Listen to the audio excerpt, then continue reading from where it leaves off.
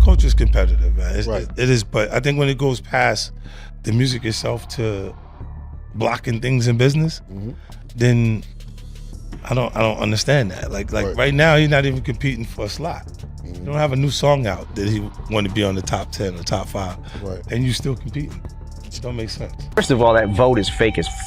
That's not a real vote. That's not a real vote. They give it to who they want to give it to. They give it to their darling. All right, buckle up, because we're about to go even deeper down the rabbit hole. You thought Jay-Z and Beyonce were just untouchable royalty, living in a perfect bubble of fame and fortune? Think again, because whispers are turning into shouts, and the carefully constructed castle of the Carters is starting to show some serious cracks. We're talking allegations that go way beyond just industry beef. We're talking sabotage, manipulation, and a system rigged to keep them on top, no matter who gets stepped on. Is this power couple just protecting their throne, or are they architects of a dynasty built on secrets and shadows? Let's unpack this explosive situation. Cowboy Carter, Beyonce. It's the price you pay, when you're early in your career, you feel that you have to listen.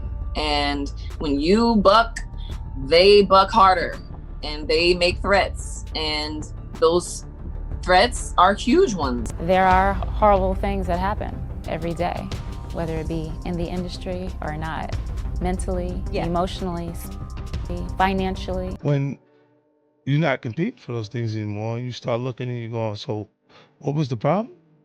You can't exactly remember what the problem was. That's what went through with Joe. Imagine this, 50 Cent and Eminem, two of the most outspoken and independent voices in rap, suddenly on the same side. And what brings these two titans together? Not a new collab track, but a full-on assault on the Carters' empire. This isn't about music charts or bragging rights. This is about exposing what they claim is a dark underbelly to Jay and Bey's success. They're throwing around accusations of rigged awards, stolen songwriting credits, backroom deals that crush careers, and a whole network designed to keep anyone from outshining the king and queen. This isn't just industry gossip swirling around. This is starting to feel like a 5-alarm fire ripping through the carefully polished image of the Carters. Look, Jay-Z and them was putting it together. So I think they still harbor some energy towards me. You think you were purposely left out of the ad? No. Oh, okay. I don't think. I think that they were saying the NFL had some issues with me that I don't know what those issues are. Like what is the issue? You start looking at that's not mine. That's theirs. They harbor it, right? But when you look at M is looking at the entire legacy. Yeah. The whole thing, like with M, Dre, and myself, like I'm Shady aftermath. You see what I'm saying? Like there's so much G-Unit Records. Right. They forget that I'm M and Dre's art. Let's rewind it back to the Super Bowl stage. Remember 50 Cent's surprise appearance? Turns out that almost didn't happen. According to 50 himself, Jay-Z was allegedly working overtime behind the scenes, pulling every string he could find to block 50 from even getting near that stage. Why the extreme measures? Was it pure jealousy? Deep-seated beef that runs back years? Whatever the reason, Jay's alleged plan spectacularly backfired, because Eminem, true to his word and his loyalty, wasn't having any of it. Word is, Slim Shady drew a line in the sand with the NFL, making it crystal clear, no 50, no Slim Shady on stage. Boom, mic drop moment. That single move exposed the sheer depth of this rivalry and the lengths Jay might be willing to go to ice out anyone he sees as competition. It's not just about being on top, it's about making sure no one else gets close.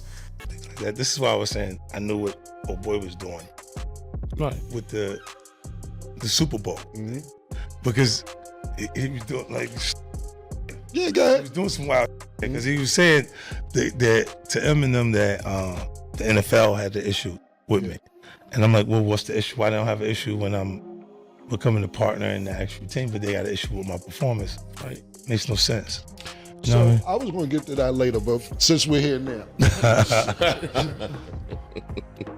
And when he says old boy, for the audience that don't, I'm talking about Jay-Z.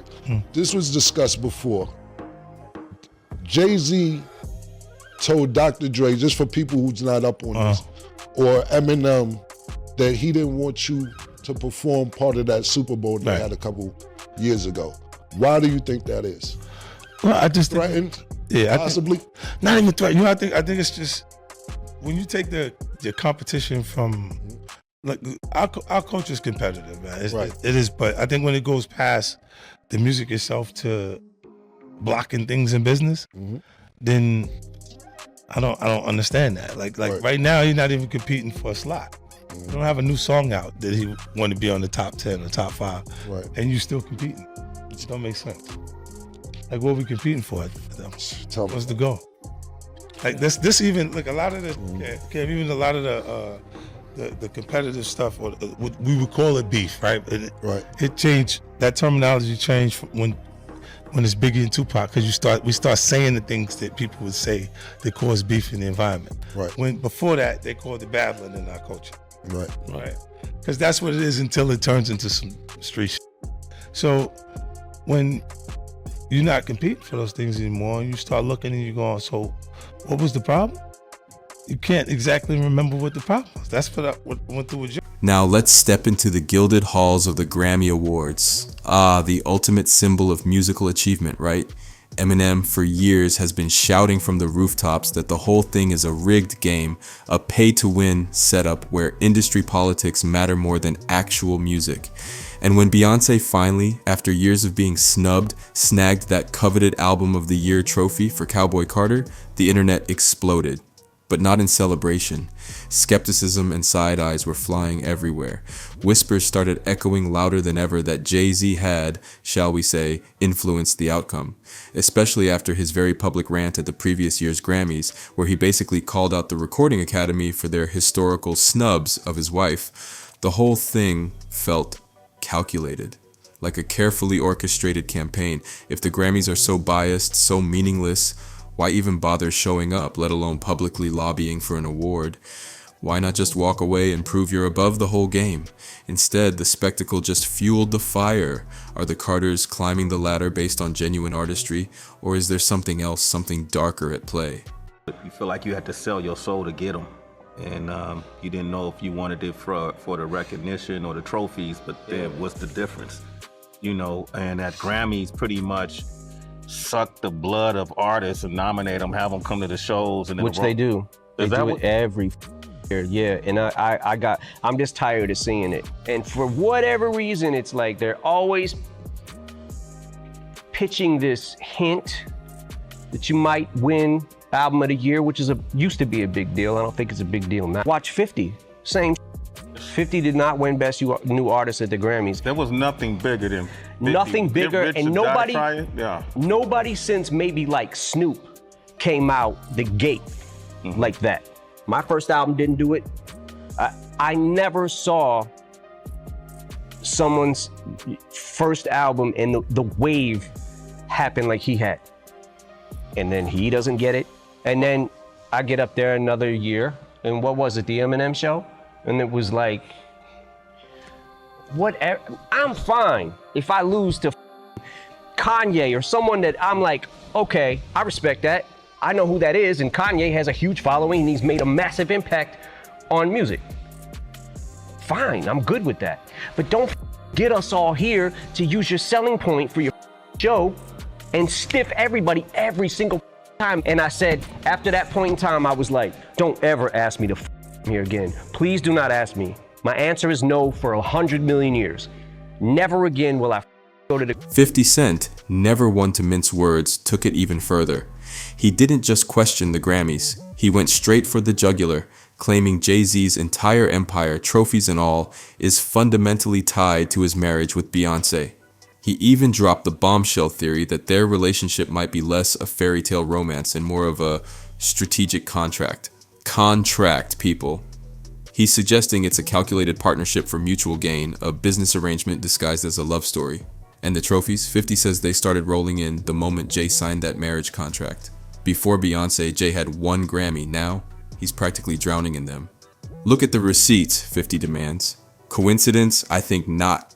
He's painting a picture of Jay's image completely transforming from street tough rapper to respected businessman and Grammy darling, all thanks to his connection to Queen Bey. When he started to receive the 16 17 Grammys since he's been with Beyonce.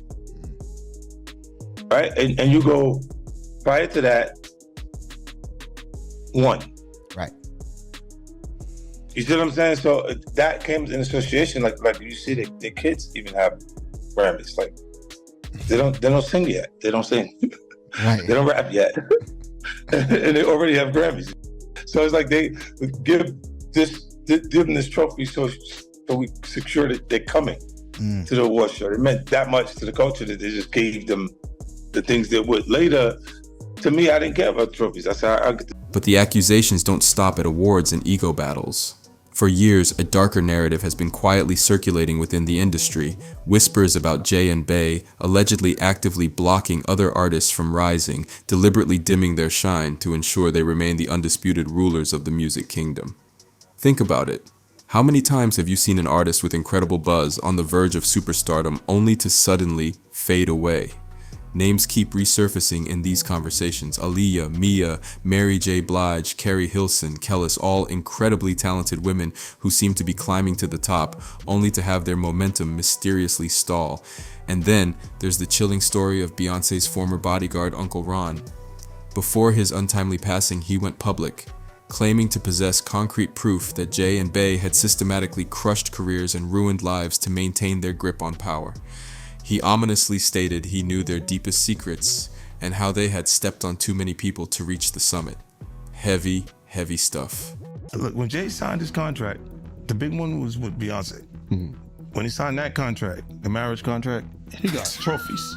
Now those fucking trophies, those fucking trophies came rolling in, buddy. He started getting Grammys left and right, man. I mean, look, if you look at his career, Wow. You're gonna let him say that? Jay was getting Grammys.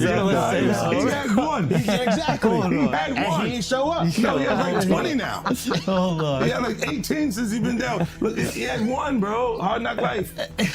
Hold on. You're not wrong. At the same time. He's like drinking his pictures with him. It's the cup. Wait a minute. So you're saying the success is derived from the marriage? I've absolutely been treated differently. The accolades. Because are from he's the no marriage. longer viewed as what, like a street or gangster rapper. Now he's viewed as a businessman, entrepreneur, family man. And the biggest ones because of the position Beyonce's. Oh, wow. Right? You were connected to the biggest. Jay got.